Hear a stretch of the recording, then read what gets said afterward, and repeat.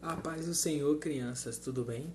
Eu sou o tio Arthur Hortelã e hoje, dia 27 de maio, sou eu, de novo, que vou trazer o devocional para vocês, tá bom? Vamos começar orando? Posição para a oração. Eterno Deus, soberano Pai, nós clamamos a Ti.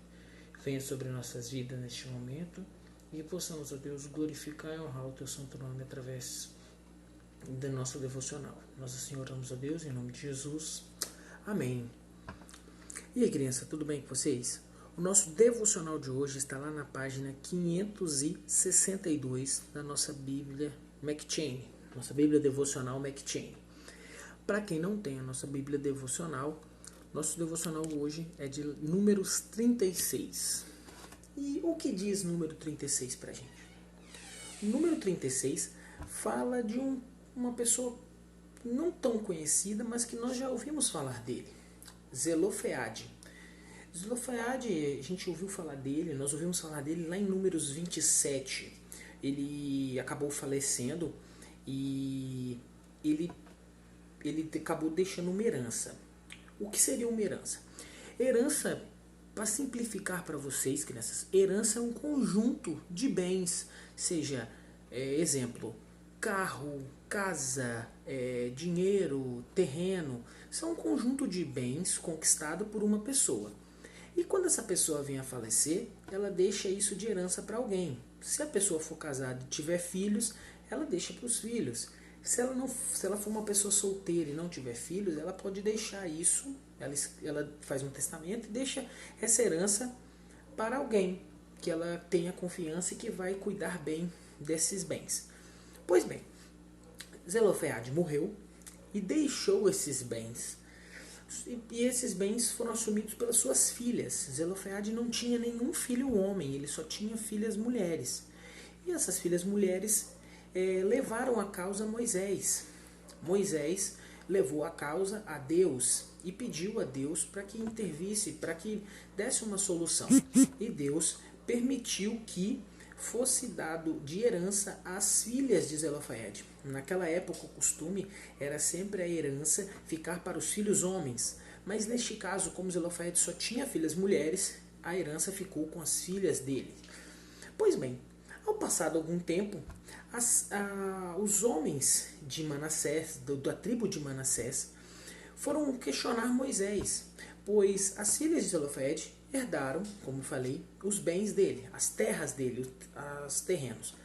Mas eles colocaram em dúvida a questão, que se elas se casassem com outros homens de outras tribos, essa parte deles ia ser de outras tribos, não ia ser mais da tribo de Manassés. Geralmente, quando a mulher se casa, os bens dela viram bens do marido. Naquela época era assim que funcionava.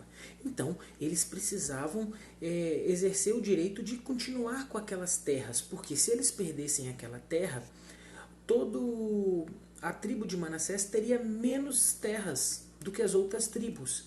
E Deus, na hora da divisão das tribos, como a gente viu no estudo passado, no devocional passado, Deus dividiu igualmente para cada tribo. Apenas a tribo de Levi, que não teve a sua terra, mas tinha um pedaço de terra em cada uma das divisões. Mas então eles levaram essa causa a Moisés, que levou a causa deles a Deus, este problema a Deus. E Deus trouxe mais uma solução. Deus foi a favor desses homens e ele permitiu que continuassem a herança em posse, né, sendo dona as filhas de Zelofeade, e só que elas só poderiam se casar com os homens da própria tribo delas, que era da tribo de Manassés. Sendo assim, estaria sem problema nenhum, elas poderiam se casar e as terras ficariam dentro da própria tribo.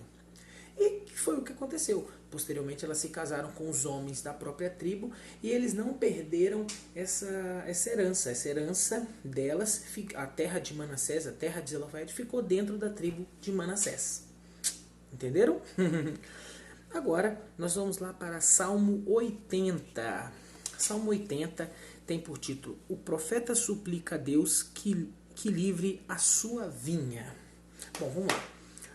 O Salmo 80, é escrito em um momento que provavelmente o povo estava aflito, estava com medo.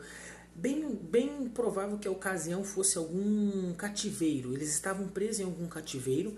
Então, Asaf escreve este salmo a Deus. E ele começa, ó, vamos lendo lá, ó, o versículo 1 ao 3. Ele começa: Tu que és o pastor de Israel, dá ouvidos, tu que guias a José como a um rebanho, tu que te assentas entre os querubins, resplandece. Perante Efraim, Benjamim e Manassés, desperta o teu poder e vem salvar-nos. Faze-nos voltar, ó Deus, e faze resplandecer o teu rosto e seremos salvos. Vejam só que realmente ele está pedindo ajuda, ele está pedindo socorro de Deus. E é interessante que esse versículo 3 aqui que nós lemos aqui, ó, faze-nos voltar, ó Deus, e faze resplandecer o teu rosto e seremos salvos. Ele se repete mais 2 vezes neste salmo. Lá no verso 9, lá no verso 7, mais uma vez ele repete novamente ele repete esse versículo, e lá no final do salmo, no verso 19, novamente ele repete: faze-nos voltar, Senhor Deus dos exércitos, faze resplandecer o teu rosto e seremos salvos.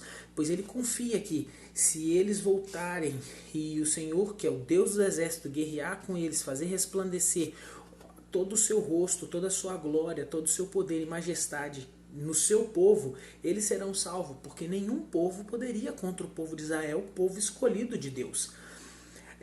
O salmista Asaf também faz uma comparação como se o povo de Israel fosse como uma videira. Videira é aquela árvore da vinha, né? que dá o fruto da vide, a videira que dá uva, que dá o vinho. Ele faz uma comparação como se a videira fosse tirada do Egito e fosse plantada em meio a outras nações, que no caso podemos lembrar da terra de Canaã, e a vinha foi plantada ali naquela terra prometida, ali onde Deus prometeu a seu povo. A vinha foi plantada ali, e as outras nações que estavam em volta fizeram o quê? Assim como javalis, ele compara como se as nações inimigas fossem javalis, viessem, comessem a videira, destruíssem a vinha. Mas Deus, ele pede socorro a Deus para que Deus intervenha nisso, para que Deus não deixe que essas nações inimigas destruam essa vinha, que é uma vinha escolhida, foi plantada pelo próprio Deus. E realmente nós acreditamos que Deus, Israel era o povo escolhido de Deus, e Deus ia trazer, restaurar aquele povo, ia cuidar daquele povo eternamente. Nós cremos até hoje que o povo de Israel é um povo escolhido por Deus. Apesar de hoje, com a nova aliança, todos nós, a graça de Deus será se estender a todos nós que acreditamos em Cristo Jesus. Até hoje, verdadeiramente, Israel também é povo escolhido de Deus, pois há promessas ainda a serem cumpridas ao povo de Israel. Bom, e no final ali, o salmista clama ali, ó, nós podemos ver, ó, no verso 17: seja a tua mão sobre o homem da tua destra, sobre o filho do homem que fortificaste para ti. 18: assim nós não te viraremos as costas, guarda-nos em vida e invocaremos o teu nome. Todo salmo é um salmo de clamor, é um pedido de ajuda, reconhecendo toda a majestade, glória e poder de Deus, e que só Ele pode livrar o povo disso. Esse clamor, esse reconhecimento do salmista era para que Deus os livre, os liberte, os guarde, para que Deus os resgate deste cativeiro e possa ser libertado. E trazendo para os dias de hoje, nós devemos ter fé e confiar em Deus, sabendo que só Ele pode nos resgatar de todo ou qualquer pecado que nós nos metemos.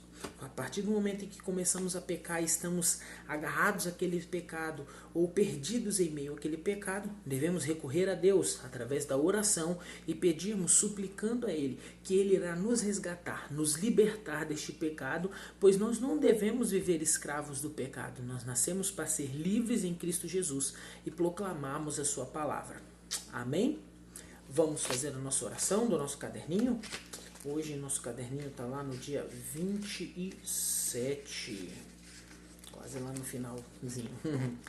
Salmo 27 diz assim: O Senhor Deus é minha luz e minha salvação. De quem terei medo? O Senhor me livra de todo perigo. Não ficarei com medo de ninguém. Jesus expulsa a escuridão do pecado e nos salva.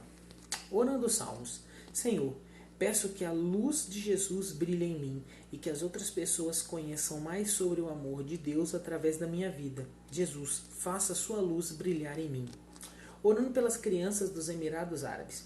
Oramos para que todas as meninas que sofrem com os homens maus sejam protegidas e curadas de tudo que sofreram. Amém?